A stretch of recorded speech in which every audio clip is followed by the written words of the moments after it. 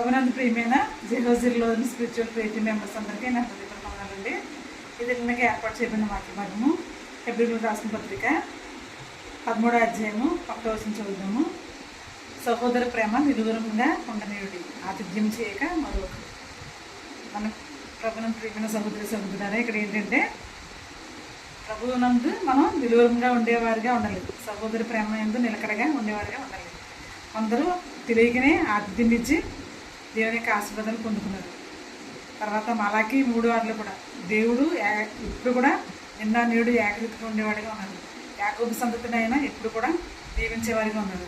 అంటే ఇక్కడ మనం శరీరంగా ఉన్నాం కనుక ప్రతి ఒక్కళ్ళు కూడా సహోదర ప్రేమ యందు నిలువరంగా ఉండేవాడిగా మనం ఉండాలి. ఎందుకంటే మనం ప్రతి విషయంలో కూడా కష్టాలు, మనకి ప్రతి సంతోషము కష్టం అన్నీ కూడా రిపీటెడ్గా సైకిల్లా తిరుగుతూ ఉంటాయి. అందుకే ప్రతి ఒక్కళ్ళు కూడా ఏం చేయాలంటే సహోదర ప్రేమ యందు నిలువరంగా ఉండాలి. ఆతిథ్యం చేయక మరొకకుండా ఉండాలి. ఎందుకంటే మన ప్రభువైన యేసుక్రీస్తు ప్రభు వారు మన యందు ఎంతో ప్రేమను కలిగి ఉన్నారనమాట.